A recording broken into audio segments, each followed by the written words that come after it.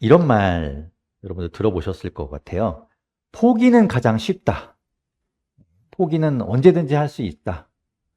그러니까 포기를 이렇게 마지막 카드로 남겨두고, 포기란 그냥 마지막에 쓸 최종 카드로 남겨두고 잠시 넣어둔 뒤에 마지막으로 한 번만 더 해보자. 뭐 이렇게 이제 동기를 유발하는 이야기를 많이 들어보셨을 거예요. 우리를 포기하지 않도록 힘을 주고 만들어주는 그런 말이죠. 그랬는데 상황이 좋아지면, 아, 내가 포기하지 않고 한 번 더 하기를 잘했다라고 안도하겠죠. 하지만 그래도 상황이 좋아지지 않고 더 나빠지기라도 한다면 어떻게 될까요?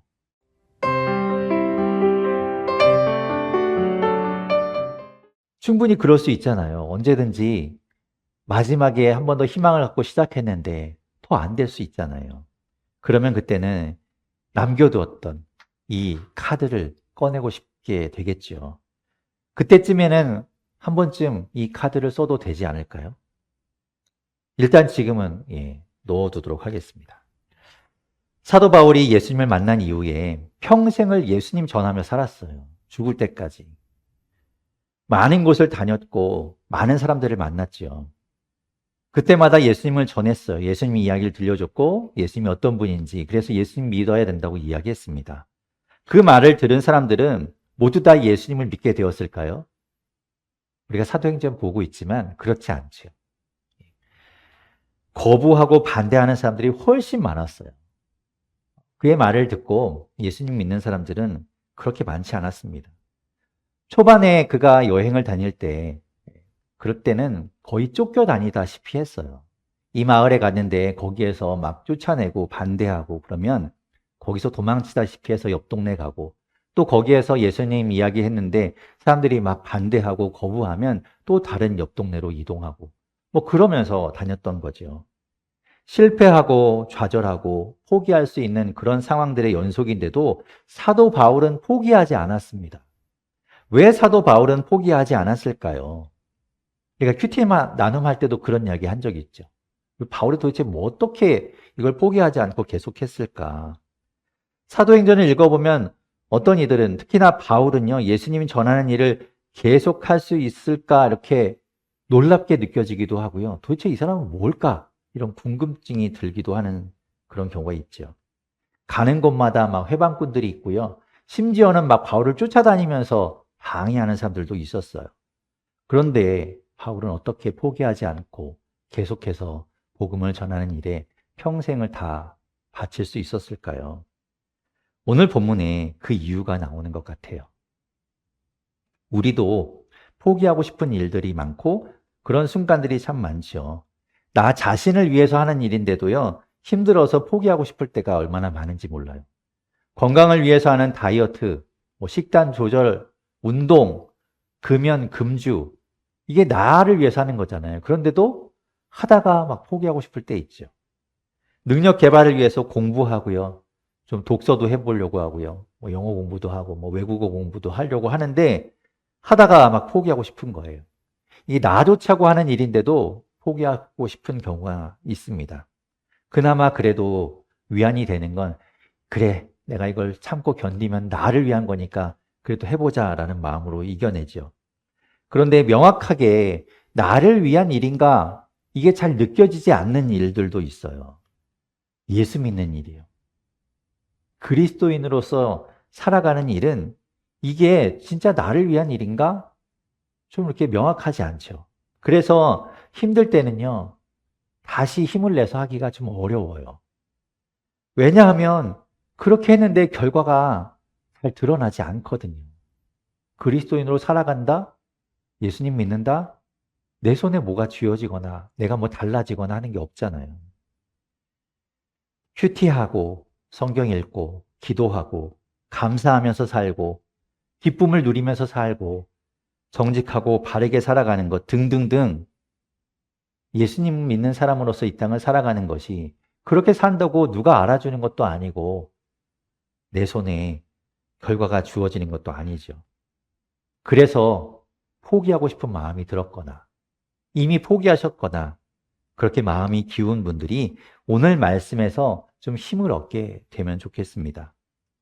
오늘 본문은요, 사도 바울이 2차 전도 여행을 했을 때, 하던 때의 일입니다.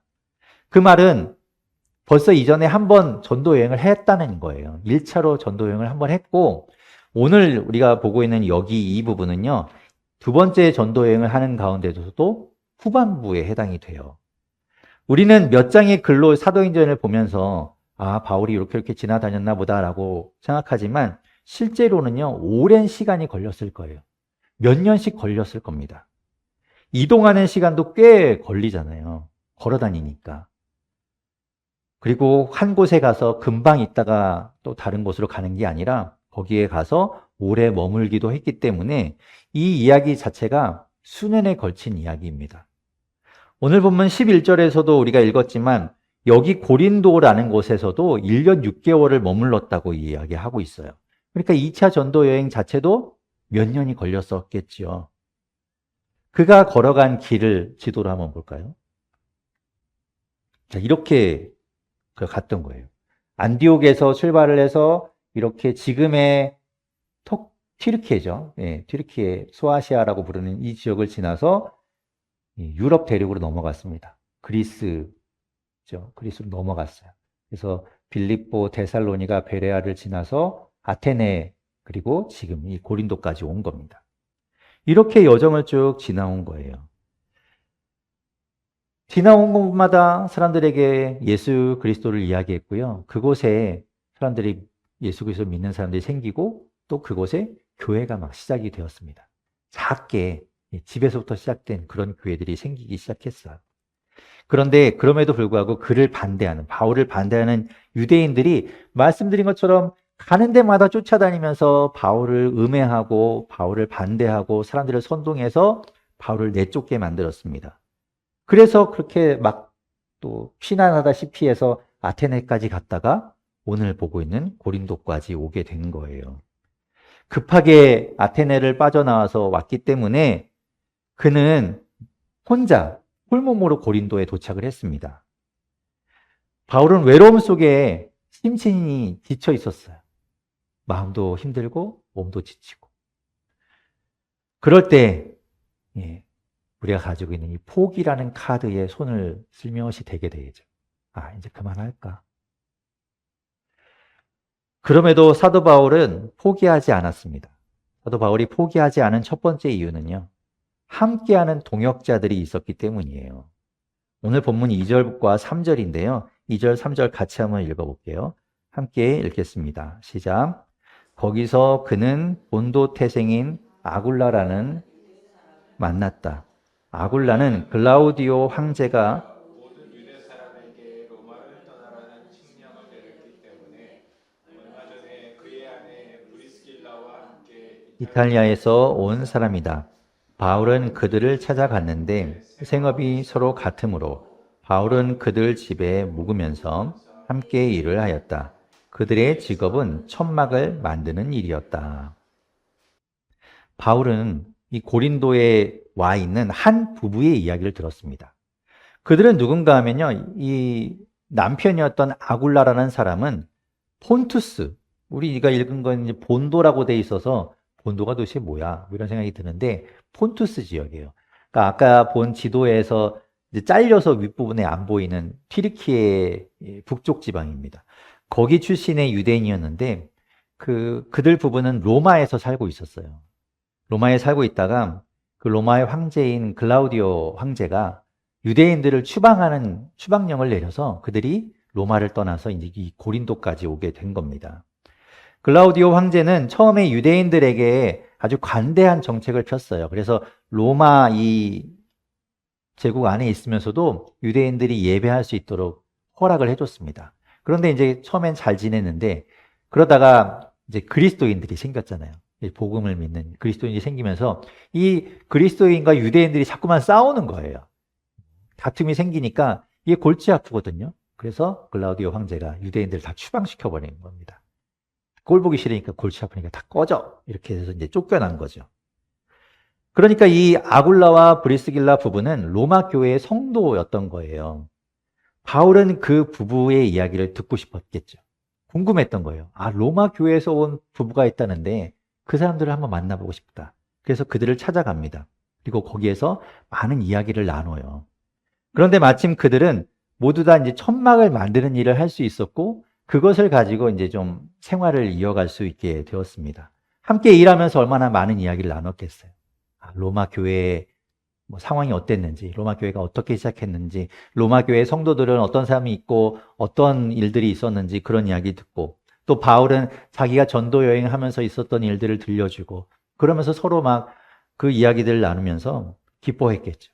예수님 이야기가 통하는 사람을 만났으니까 얼마나 이 정서적인 교감이 일어났겠어요. 나중에 바울이 이 로마 교회를 한번 가고 보고 싶다라는 마음을 갖게 되거든요.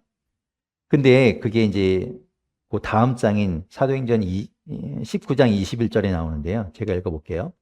이런 일이 있은 뒤에 바울은 마케도니아와 아가야를 거쳐 예루살렘에 가기로 마음을 작정하고 나는 거기에 갔다가 로마에도 꼭 가보아야 하겠습니다라고 말하였다. 바울의 마음에 로마 교회를 한번 내가 가봐야지 라는 마음을 가졌어요. 아마도 이 부부와 만나서 이야기한 그런 영향도 있겠죠. 바울을 포기하고 싶을 때 바울을 다시 힘을 내게 한 것은 정서적인 교감을 나눌 사람을 만났다는 거예요. 마음을 이해해주고 힘든 것을 알아주는 사람들을 만난 겁니다. 그런 사람들이 필요한 거죠. 그래야 우리가 지치고 힘들고 상처받은 그 모든 것들이 좀 치유가 돼요. 옆에 맨날 뭐라고 하는 사람이 있고 채찍질 하는 사람만 있으면 야, 네가 그렇게 지쳐있으면 어떡해. 다시 힘을 내야지. 빨리 안 움직여? 다시 힘을 내. 일어서. 하고 맨날 두들기는 사람만 있으면 상처투성이잖아요. 맨날 멍투성이로 살아야 되잖아요. 그러면 더 우리가 홧김에 포기하고 싶어지죠. 힘든 상처들이 치유돼야 또 함께 나누어야 그것이 다시 힘을 얻게 되는 원동력이 됩니다. 그래서 바울은요, 다시 힘을 내서 안식일마다 주중에 그렇게 열심히 천막 만드는 일을 하고 안식일에는 회당에 가서 예수님을 전하게 되었던 거예요. 여러분 주변에도 그렇게 정서적인 교감을 나눌 수 있는 그런 사람이 있게 되기를 축복합니다. 사도 바울이 포기하지 않은 두 번째 이유, 그것은 실제적인 도움이 있었다는 거예요. 오늘 보면 5절인데요. 5절 말씀 같이 한번 읽어볼게요. 함께 5절 읽겠습니다. 시작. 실라와 디모데가 마케도니아에서 내려온 뒤로는 바울은 오직 말씀을 전하는 일에만 힘을 쓰고 예수가 그리스도이심을 유대 사람들에게 밝혀 증언하였다. 아멘. 이 실라와 디모데는 누군가 하면요, 바울의 가장 큰 동역자였어요. 여기까지 올 때 늘 함께 했던 사람들입니다. 파트너죠. 그들이 드디어 마케도니아에 온 거예요. 함께 고생하는 동역자, 누구보다 그것을 잘 아는 동역자였으니까 정서적인 교감을 나눌 수 있는 사람이 더 늘어난 거죠. 그것뿐만 아니라 아마도 이들은 바울을 후원하기 위한 후원금, 그러니까 재정적인 도움을 가지고 왔을 것으로 보여요. 도대체 이 사람들은 어디 있다 온 거냐? 아마도 이 고린도에 오기 전에 사도 바울이 아테네에 있을 때요, 바울은 디모데와 실라를 그가 지나온 교회에 다시 보냈던 것 같아요. 디모데는 데살로니가로 보냈고 실라는 빌립보로 보내서 지나온 동안에 바울을 방해했던 사람들이 만약 남아있다면 그곳에 있는 교회 교인들이 마음이 흔들리고 믿음을 잃어버리진 않았을까 싶어서 가서 다시 돌보고 오라고 보낸 거겠죠. 그들이 갔습니다. 그리고 그들을 교회를 다 돌보고 난 이후에 그 교회에서 바울에게 주는 후원금을 모아서 가지고 왔겠죠. 빌립보서 4장 16절에 보면요, 그런 도움이 많이 있었다는 것을 기록하고 있어요. 내가 데살로니가에 있을 때에도 여러분은 내가 쓸 것을 몇 번 보내어 주었습니다. 라는 말씀이 있거든요. 그러니까 교회에서 바울을 돕기 위해서 십시일반 모아서 이제 바울에게 재정적인 도움을 주었던 거죠. 바울은 고린도에서 재정적인 어려움을 겪고 있었을 거예요. 혼자 떨어져 있었잖아요. 그래서 아굴라와 브리스길라 부부와 함께 천막을 만들면서 생활을 유지할 수 있었던 거예요. 그러니까 일을 해야 이제 돈을 벌 수 있으니까 그것을 할 수밖에 없었겠죠. 그런데 이렇게 재정적인 도움이 이제 있게 되면서 그는 오직 말씀을 전하는 일에만 전념할 수 있게 되었습니다. 이게 꼭 돈이 아니더라도요. 실제적인 도움이 있을 때 힘을 내서 우리가 다시 포기하지 않을 수 있어요. 말만으로는 부족하거든요. 말만 해서는 힘이 나지 않아요. 아무런 도움도 안 돼요. 야고보서 2장 15절 16절에 이렇게 말씀하죠. 어떤 형제나 자매가 헐벗고 그날 먹을 것조차 없는데 여러분 가운데서 누가 그들에게 말하기를 평안히 가서 몸을 따뜻하게 하고 배부르게 먹으십시오 하면서 말만 하고 몸에 필요한 것들을 주지 않는다고 하면 무슨 소용이 있겠습니까? 아무것도 아닌 거예요, 그거는. 바울은 생활이 어려워서 그냥 일하면서 이렇게 살아야 되나 그렇게 포기하고 싶을 때, 다시 또 이 포기라는 카드를 꺼내고 싶을 때 실제적인 도움을 받았던 거예요. 그것이 그를 다시 일으키고 다시 힘을 내게 했던 것이죠. 여러분도 어려울 때 그렇게 실제적인 도움을 주는 사람을 만날 수 있기를 바랍니다. 그것이 축복이에요. 사도 바울이 포기하지 않은 세 번째 이유가 또 있습니다. 그것은 기쁨의 위로가 있었다는 거죠. 실라와 디모데가 오면서 단순히 후원금만 가지고 온 것이 아니라 데살로니가와 빌립보 교회의 기쁜 소식을 함께 가지고 왔습니다. 데살로니가 전서 3장 6절과 7절에는요, 이렇게 바울이 이야기해요. 그런데 지금 디모데가 여러분에게서 우리에게로 돌아와서 여러분의 믿음과 사랑의 기쁜 소식을 전하여 주었습니다. 또 여러분이 우리를 늘 좋게 생각하고 있어서 우리가 여러분을 간절히 보고 싶어 하는 것과 같이 여러분도 우리를 간절히 보고 싶어 한다고 전하여 주었습니다. 그러므로 형제자매 여러분, 우리는 여러분을 보고 우리의 모든 공경과 환난 가운데서도 여러분의 믿음으로 말미암아 위로를 받았습니다. 라고 바울이 편지를 쓰거든요.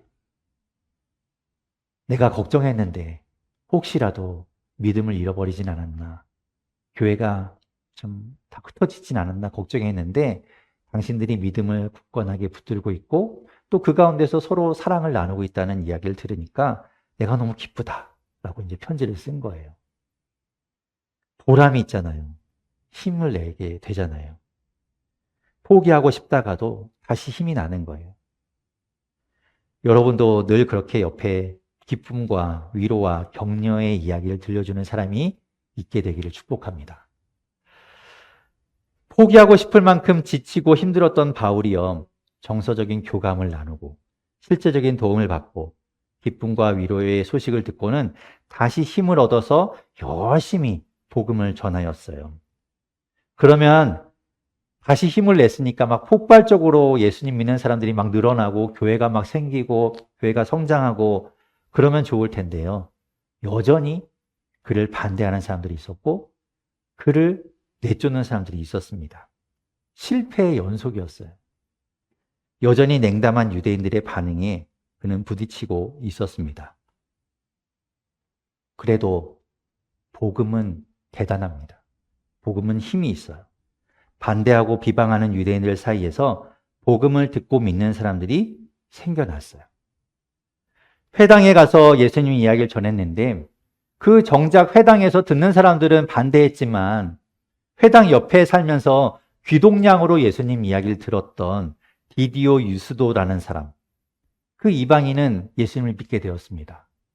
그리고 회당장이었던 그리스보라는 사람은 유대인들 사이에서 체면 때문에 선뜻 나서지 못했지만 나중에 바울을 찾아와서 내가 예수님 믿었다고, 예수님 믿게 되었다고 고백하는 거예요.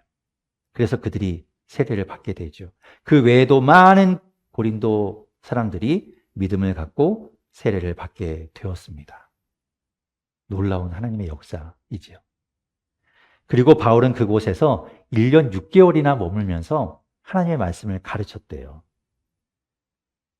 우리도 제가 여러분에게 축복의 이야기로 정서적 교감을 나눌 수 있는 사람, 옆에서 여러분에게 힘을 북돋을 수 있는 그런 사람이 있기를 축복했잖아요. 여러분도 있잖아요, 사실. 그런데도 그것만으로 충분한가? 그렇지 않을 때 있죠. 그럼에도 불구하고 힘들고 지쳐서 포기하고 싶잖아요. 결정적으로 이렇게 바울이 1년 6개월이나 머물면서 하나님의 말씀을 전할 수 있었던 힘은요, 주님의 말씀이었어요. 오늘 본문 9절과 10절인데요. 같이 한번 9절, 10절 읽어보겠습니다. 시작.